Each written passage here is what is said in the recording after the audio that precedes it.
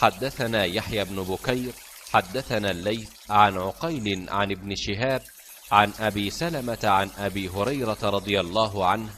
أن رسول الله صلى الله عليه وسلم كان يؤتى بالرجل المتوفى عليه الدين فيسأل هل ترك لدينه فضلا، فإن حدث أنه ترك وفاء صلى، وإلا قال للمسلمين صلوا على صاحبكم. فلما فتح الله عليه الفتوح قال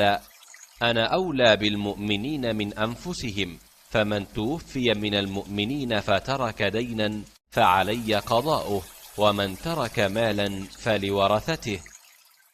अबू हुरैरा रदियल्लाहु अन्हु ने बयान किया कि रसूलुल्लाह सल्लल्लाहु अलैहि वसल्लम के पास जब किसी ऐसे शख्स का जनाजा लाया जाता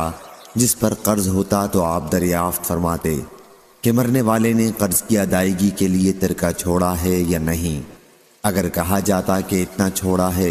जिससे उनका कर्ज अदा हो सकता है तो आप उनकी नमाज पढ़ते, वरना मुसलमानों से कहते कि अपने साथी पर तुम ही नमाज पढ़ लो। फिर जब अल्लाह ताला ने आ हुजूर सल्लल्लाहु अलैहि वसल्लम पर फुतूहात के दरवाजे खोल दिए तो फरमाया कि मैं मुसलमानों से उनकी खुद अपनी ज़ात से भी ज़्यादा करीब हूँ, इसलिए उनके मुसलमानों में से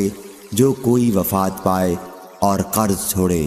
तो उसकी अदायगी की जिम्मेदारी मेरी है, और जो कोई माल छोड़े वो उसके वरसा का है। सही बुखारी हदीस नंबर 5371।